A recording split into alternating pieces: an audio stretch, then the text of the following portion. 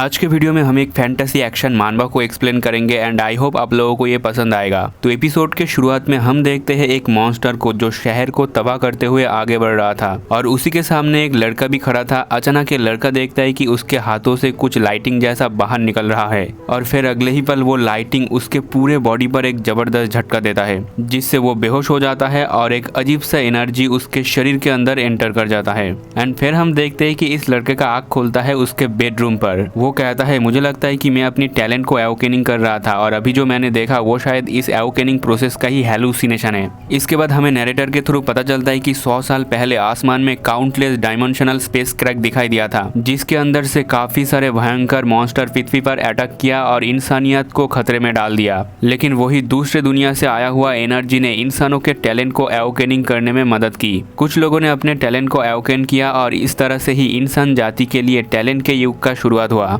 जो भी हो, इसके बाद ही अचानक से इस लड़के के डोर पर कोई नॉक करती है और कहती है भाई क्या तुम्हारा काम हो गया, क्या तुमने अपने टैलेंट को एवोकेनिंग कर लिया। वही तियान अपने एवोकेनिंग स्टोन को चेक करता है जहाँ पर उसे लो लेवल टैलेंट मिला है। इसे देखकर तो तियान काफी ज्यादा परेशान होता है कि मैं अपने लाइफ में अब कुछ भी नहीं कर सकता। अगर मैं एक मार्शल वॉरियर नहीं बन पाया तो मैं अपने बहन एयू को फ्यूचर में कैसे प्रोटेक्ट करूंगा। तभी उसकी बहन भी दरवाजा खोल के अंदर आती है एंड कहती है सब कुछ कैसा रहा, तुम्हारा टैलेंट टेस्ट का रिजल्ट क्या निकला। इस वक्त तियान बातों को छुपाते हुए कहता है कि रिजल्ट अच्छा निकला है तो टेंशन लेने की जरूरत नहीं है, तुम्हारा बड़ा भाई डेफिनेटली एक सुपर पावरफुल मार्शल वॉरियर बन जाएगा। इसे सुनकर उसकी बहन के पास आइस का टैलेंट है जो कि अभी के लिए अनएवोकेन है और फिर जब उसकी बहन उसका हाथ पकड़ता है तभी एयू के टैलेंट के पास कॉपी करने का ऑप्शन आ जाता है। मतलब तियान लोगों के टैलेंट को कॉपी कर सकता है, सो बंदा अभी भी यूजलेस नहीं है। उसके बाद ये दोनों खाना खाने बैठ जाता है और तियान अपने मन में सोचता है कि लोगों की टैलेंट को कॉपी करने का एबिलिटी काफी अमेजिंग है, लेकिन ये मैं अपने बहन पर ट्राई नहीं कर सकता, इसलिए मुझे नो चुनना पड़ा।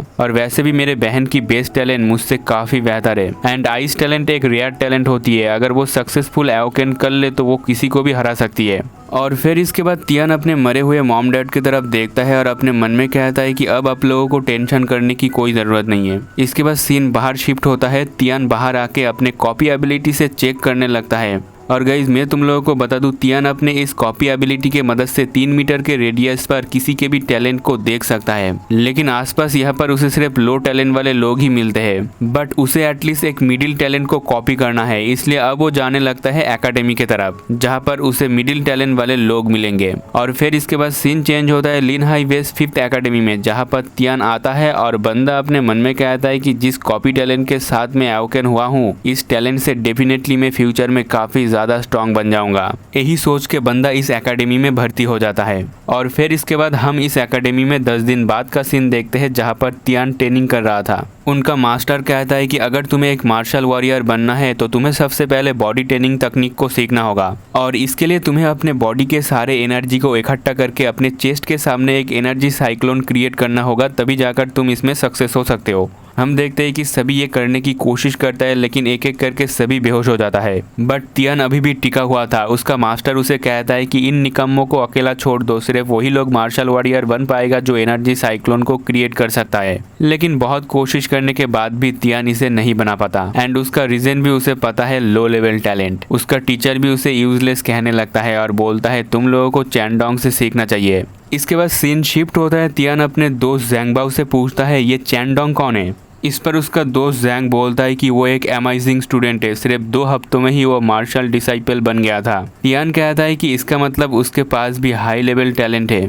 लेकिन तभी ज़ैंग बोलता है देखो मैंने उसका ऑटोग्राफ भी ले लिया है, जब वो प्रेसिडेंट की तरह स्ट्रॉन्ग बन जाएगा तब मैं इस ऑटोग्राफ को सेल करके पैसा बनाऊंगा। तियान भी अपने मन में सोचता है ये तो बहुत ही चालू आदमी निकला है। और फिर अचानक यहाँ पर आसपास के लोग चैनडोंग का नाम पुकारने लगता है क्योंकि वो यहाँ पर आया हुआ था, जिसे देखकर ज़ैंग तो दौड़ के जाता है और एक सिग्नेचर लेने के लिए। लेकिन वही तियान चैनडोंग को देखकर कुछ अलग ही मकसद से खुश हो रहा था क्योंकि वो देखता है कि चैनडोंग का कल्टीवेशन टैलेंट मिडिल लेवल का है। तो बंदा अपने मन में कहता है कि मुझे जाकर हेलो कहना चाहिए उसे। वही दूसरी तरफ सभी लोग चैनडोंग से ऑटोग्राफ लेने की कोशिश कर रहा था। इस पर चैनडोंग सबको शांत करता है और कहता है आज मैं यहाँ पर प्रेसिडेंट के बिहाफ पर आया हूँ आप सबको एनकरेज करने के लिए, तो आज ऑटोग्राफ नहीं। तभी तियान कहता है फिर क्या हम लोग आपसे हैंडशेक कर सकते हैं। इस पर चेंडोंग सभी से हाथ मिलाना शुरू कर देता है और सबको बेस्ट विशेस भी दे रहा था।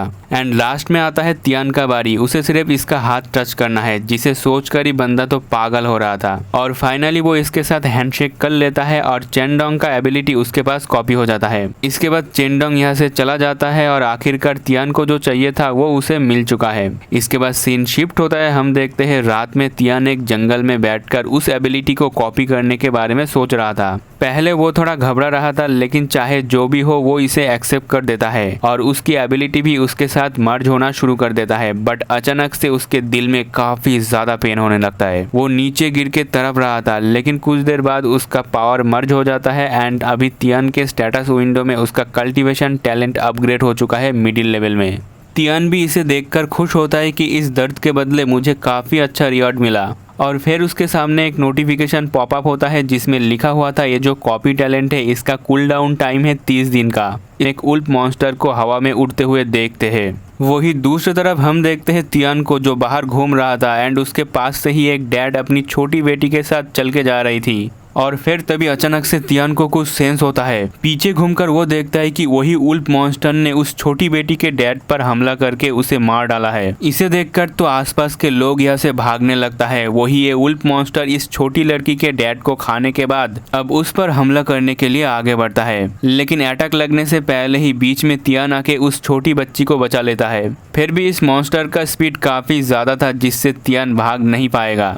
बट तभी यहाँ पर एक आदमी आता है जो अपने लॉन्ग शॉट से इस मॉन्स्टर पर अटैक कर देता है, जिससे ये उल्फ मॉन्स्टर डॉज भी कर लेता है। और फिर ये मॉन्स्टर इस आदमी की तरफ बड़े गुस्से में देखता है, लेकिन ये आदमी भी किसी से कम नहीं था।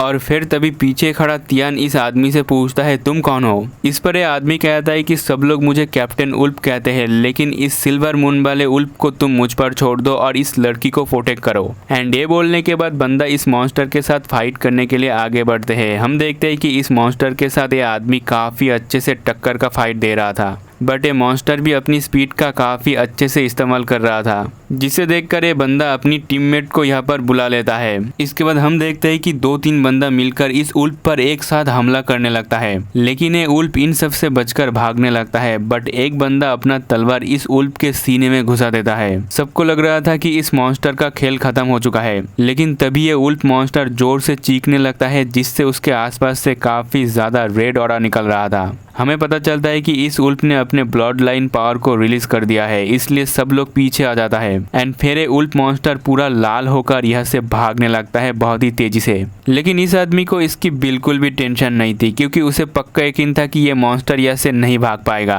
और ऐसा इसलिए क्योंकि यही पल उनका कैप्टन चिल्लाते हुए कहता है कि वो उल्फ अभी भी जिंदा है, जल्द से जल्द उसे पकड़ो। हम देखते हैं ये उल्फ चिल्लाते हुए यहाँ से भागने लगता है, जिसे देखकर सभी लोग कहता है कि ये बीस्ट बहुत ही खूंखार है, इसे हैंडल करना मुश्किल होगा। लेकिन उनका कैप्टन कहता है कि ज्यादा मत सोचो, हमसे इतने देर तक लड़ने के बाद अब ये कमजोर हो चुका है, सो अब तुम लोग इसे मुझ पर छोड़ दो। और इसके बाद एक कैप्टन पीछे मुड़ के तियान से कहता है कि इस जगह पर बहुत ही खतरा है, तो इस जगह को छोड़ के चले जाओ। लेकिन तियान तो अपने ही ख्यालों में डूबा था, वो कहता है यही सही मौका है। और फिर वो दौड़ते हुए कैप्टन से आगे निकलकर उस मॉन्स्टर पर एक जोरदार मुक्का दे मारता है। एंड इस मॉन्स्टर से उसका पंच टच होते ही उसे कॉपी एबिलिटी का नोटिफिकेशन आ जाता है। लेकिन तियान यहाँ पर भी नहीं रुकता, वो जंप लगा के इस मॉन्स्टर के पीठ पर चढ़ जाता है और फिर लगातार उस पर ब्लोज मारने लगता है। एक टाइम पर एक कैप्टन आके तियान का हाथ पकड़ लेता है और कहता है ये उल्फ ऑलरेडी मर चुका है, तो अब रुक जाओ। अब देखो ये बात तो तियान को भी पता था, लेकिन वो सक्सेसफुली इस उल्फ मॉन्स्टर के टैलेंट को कॉपी कर लेता है।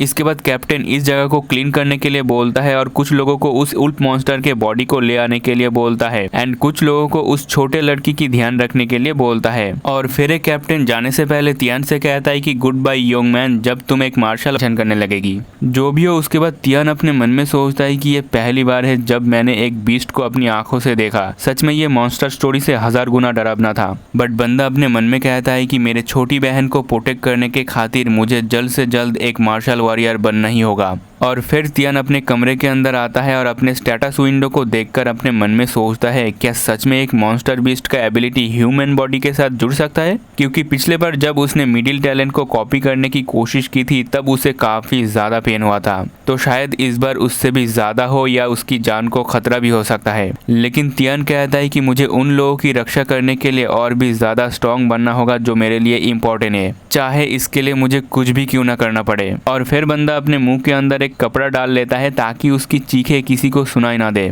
इसके बाद वो इस टैलेंट को कॉपी करना शुरू करता है, जिससे इस बार तियान को काफी ज्यादा पेन होने लगता है और उसका दर्द इतना ज्यादा हो रहा था कि वो महसूस कर पा रहा था कि जैसे कोई उसके हड्डियों को एक एक करके तोड़ रहा है। हम देखते हैं कि तियान का पैर मुड़ने लगता है और उसकी पैर का हड्डी भी टूट जाता है। तियान अपने पैरों की तरफ देखता है और अपने मन में कहता है, क्या मैं इस एबिलिटी को कॉपी करने में फेल हो गया? लेकिन गाइस ऐसा नहीं था। जब सुबह तियान का आँख खोलता है तो वो काफी ज्यादा डर जाता है एंड अपने हाथ पैर को देखने लगता है, जो कि बिल्कुल ठीक था। और फिर बंदा अपने एबिलिटी को चेक करने के लिए हवा में एक किक मारता है जो काफी तेज थी एंड उसे अपनी बॉडी काफी हल्की महसूस भी हो रही थी। और फिर वो अपने स्टेटस विंडो को देखता है जहां पर उसके पास अब 2 एबिलिटी है, एक तो मीडियम वाला और दूसरा जो अभी अभी उसे मिला है स्पीड का टैलेंट, जो उसने सक्सेसफुली कॉपी कर लिया है। और फिर इसके बाद सीन शिफ्ट होता है एकेडमी में, जहां पर हम देखते हैं तियान जंगल के अंदर अपने इस नए स्पीड टैलेंट को टेस्ट कर रहा था। उसका स्पीड इतना ज्यादा था कि वो हवा में उड़ रहा था। ये देखकर तियान भी अपनी इस एबिलिटी से बहुत खुश होता है।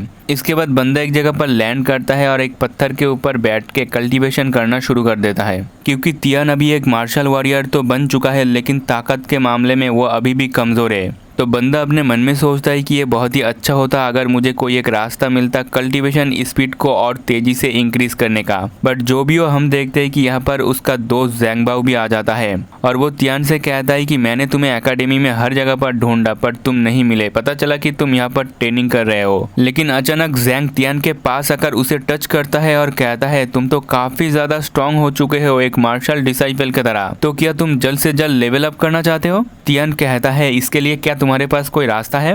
इस पर ज़ैंग कहता है, क्या तुमने कभी भी मॉन्स्टर का खून पिया है? तियान कहता है, अरे नहीं नहीं। ज़ैंगबाओ कहता है, सच बताऊं तो मैं तुमसे ज्यादा तेजी से लेवल अप कर पा रहा हूँ क्योंकि मैंने मॉन्स्टर का खून पिया था। इसे सुनकर तो तियान काफी ज्यादा शॉक होता है और उसे बुरा भी फील हो रहा था कि सिल्वर मून को मारने के बाद मेरे पास काफी खून था, यार मैंने उसे पिया क्यों नहीं, सब कुछ बेकार में चला गया। लेकिन तभी ज़ैंग कहता है, मेरे पास एक रास्ता है जिससे तुम मॉन्स्टर का खून पी सकते हो, तो बताओ क्या तुम इंटरेस्टेड हो? तियान भी बड़े खुश होकर कहता है, हाँ बताओ क्या रास्ता है वो। और फिर ज़ैंग बताता है कि हमारे लिन हाई बेस एकेडमी में के एग्जाम एरिया के रूप में इस्तेमाल किया जाएगा और जो भी एग्जाम में जीतेगा उसे अवार्ड के रूप में मॉन्स्टर का खून मिलेगा पीने के लिए। तियान पूछता है, वो जगह कितना डेंजरस है? ज़ैंग कहता है, उतना भी डेंजरस नहीं है क्योंकि सभी बीस्ट को पहले ही मार दिया गया है, लेकिन सिर्फ एक जंगली जानवर को छोड़कर। इसे सुनकर तियान अपने मन में डिसाइड कर लेता है कि वो उस जगह पर जाएगा। बट ज़ैंग चाहता था कि तियान उसके टीम में ज्वाइन होके एक साथ उस जगह पर जाए, लेकिन तियान के शक्ल को देखकर ही ज़ैंग को पता चल जाता है कि तियान उसके टीम में नहीं आएगा। और फिर तियान ज़ैंग से कहता है कि सॉरी मेरे दोस्त, मैं अगली बार तुम्हारे टीम में ज्वाइन हो जाऊंगा। इसे सुनकर ज़ैंग काफ़ी ज़्यादा उदास होता है क्योंकि तियान उसका काफ़ी अच्छा दोस्त था। तियान भी ऐसा ही सोचता है ज़ैंग के बारे में, लेकिन अगर वो इस टाइम ज़ैंग के साथ टीम अप करता है तो उसकी एबिलिटी एक्सपोज हो जाएगा और ये उसके लिए काफ़ी ज़्यादा डेंजरस हो सकता है, इसलिए वो अकेला जाएगा क्योंकि उसे उस मॉन्स्टर का खून पीना है एक मार्शल वॉरियर बनने के लिए। और उसी के साथ आज का ये एपिसोड यहीं पर ही ख़त्म हो जाता है। और आप लोग बताना कि आपको ये स्टोरी कैसा लगा, कॉमेंट में अपना ओपिनियन ज़रूर शेयर करना। और एनिमी रिलेटेड कुछ भी सवाल आपको अगर मुझसे पूछना है तो आप लोग मुझे इंस्टाग्राम पे DM कर सकते हो, लिंक आपको डिस्क्रिप्शन या प्रोफाइल पर मिल जाएगा। तो मिलते हैं नेक्स्ट वीडियो में, तब तक के लिए बाय बाय।